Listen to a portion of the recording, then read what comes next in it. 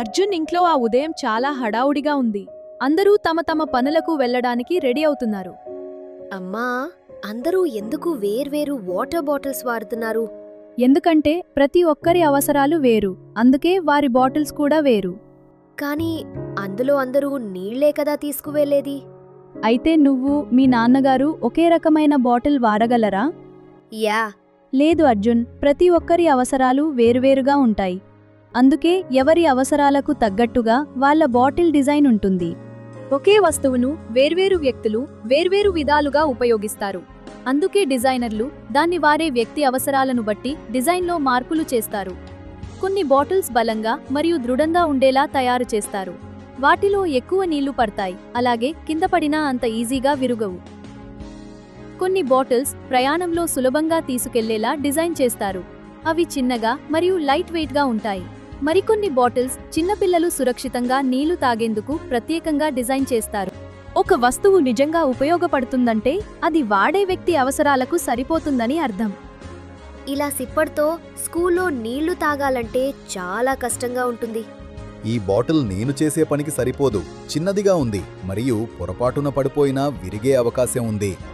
డిజైనర్లు కేవలం ఇది ఎలా కనిపించాలి అని మాత్రమే ఆలోచించరు, అదే కాక దీన్ని ఎవరు వాడతారు అని కూడా ఆలోచిస్తారు. యూజర్స్కి ఏమేమి అవసరాలు ఉంటాయో చూసి డిజైన్ చేస్తారు.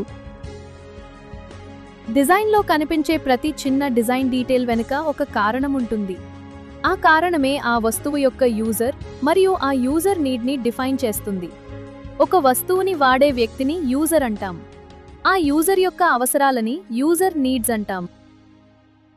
ఒకే బాటిల్ వేర్వేరు వ్యక్తులకు వేరువేరుగా ఉపయోగపడగలిగితే మన చుట్టూ ఉన్న వస్తువులలో ఇంకా ఎన్ని వస్తువులు ఇలా ప్రత్యేకంగా డిజైన్ చేసి ఉంటాయో.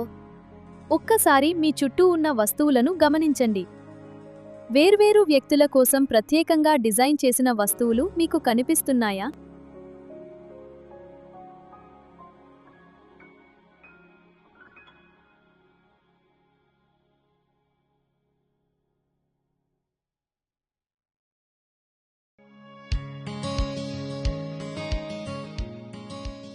ఇప్పుడు మీరు డిజైనర్లలా ఆలోచించే అవకాశం వచ్చింది. మీరు టీమ్దా కలిసి ఒక యూజర్ అవసరాలకు సరిపోయేలా ఒక ప్రోడక్ట్ను మళ్లీ డిజైన్ చేయబోతున్నారు. అందరూ కలిసి కొత్త కొత్త ఐడియాలు ఆలోచించి వాటి గురించి డిస్కస్ చేసి స్కెచ్ వేసి ఒక ఫిజికల్ మోడల్ తయారు చేసి చివరగా మీ ప్రోడక్ట్ను మీ క్లస్టర్లోని మిగతా టీంలతో పంచుకుంటారు.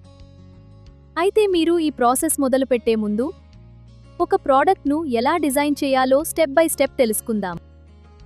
ప్రతి ఛాలెంజ్ కార్డులో 3 ముఖ్యమైన విషయాలు ఉంటాయి. మొదటిది ప్రోడక్ట్, రెండోది యూజర్, మూడోది ఆ యూజర్ నీడ్. యూజర్ ఎవరో, వాళ్లకు ఏం అవసరమో అర్థం చేసుకుంటే వాళ్ళు ఎదుర్కొంటున్న సమస్యను గుర్తించగలం. ఐడియాలు ఆలోచించడం మొదలుపెట్టే ముందు మీ టీంలో అందరికీ యూజర్కు నిజంగా ఏం అవసరమో పూర్తిగా అర్థమైందో లేదో తెలుసుకోండి. అప్పుడే వాళ్ళ అవసరాలకు సరిపోయే ప్రోడక్ట్ను డిజైన్ చేయగలుగుతారు. ఈ టీం తమ డిజైన్ గురించి ఎలా ఆలోచించిందో ఇప్పుడు చూద్దాం.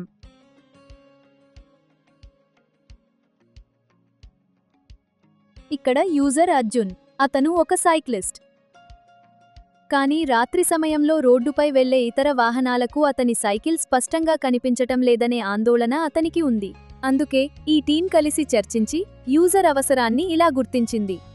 చీకట్లో కూడా సైకిల్ అందరికీ సులభంగా కనిపించేలా ఎలా చేయాలి? టీం కలిసి చర్చించిన తరువాత సైకిల్ కలర్ను మార్చాలని నిర్ణయించింది.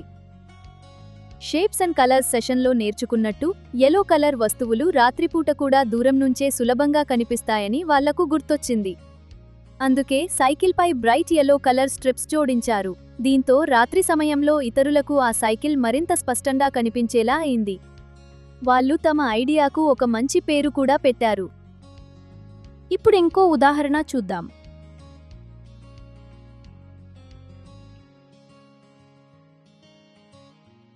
ఇక్కడ యూజర్స్ చిన్నపిల్లలు. పెద్దవాళ్ళు వాడే సిజర్స్ పిల్లలకు చాలా పెద్దగా ఉండటంతో పాటు అవి వాడటం కూడా ప్రమాదకరం అని వాళ్ళు గమనించారు. అందుకే ఈ టీం కలిసి చర్చించి యూజర్ నీడ్ని ఇలా గుర్తించింది.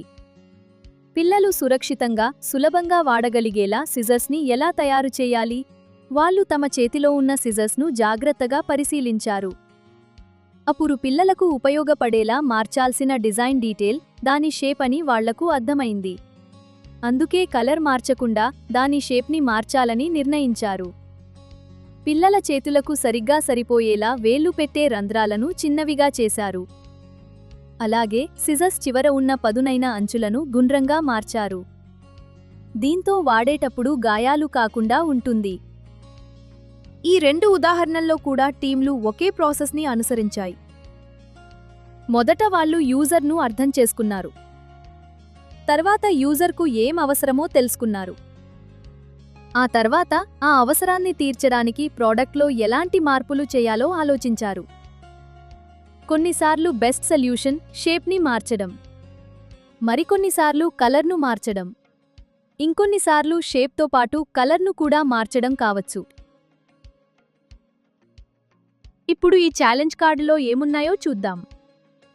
మొదటి ఛాలెంజ్ కార్డులో ఒక మత్స్యకారుడు చేపల బుట్టను ఒడ్డుకు మోసుకెళ్లడానికి చాలా ఇబ్బంది పడుతున్నాడు.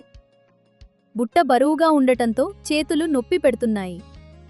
అంతేకాదు, చేపలు కూడా బుట్టలో నుంచి జారిపోతున్నాయి. తన అవసరాలకు తగ్గట్టుగా వడ్డు నుండి చేపలను సులభంగా మోసుకెళ్లేలా ఆ బుట్టను రీడిజైన్ చేయాలి. రెండో ఛాలెంజ్ కార్డులో ఒక కూరగాయల వ్యాపారి వర్షంలో కూరగాయలు తడిసి పాడైపోతున్నాయని ఆందోళన పడుతున్నాడు. అలాగే రాత్రిపూట కస్టమర్లకు అవి సరిగా కనిపించపోవటంతో అమ్మకాలు కూడా తగ్గుతున్నాయి. అతను వాడుతున్న గొడుగు తనను మాత్రమే వర్షం నుంచి కాపాడుతోంది. కూరగాయలు తడవకుండా ఉండాలి, అలాగే రాత్రిపూట కూడా స్పష్టంగా కనిపించాలి. కాబట్టి ఆ అవసరాలను తీర్చేలా గొడుగును రీడిజైన్ చెయ్యండి.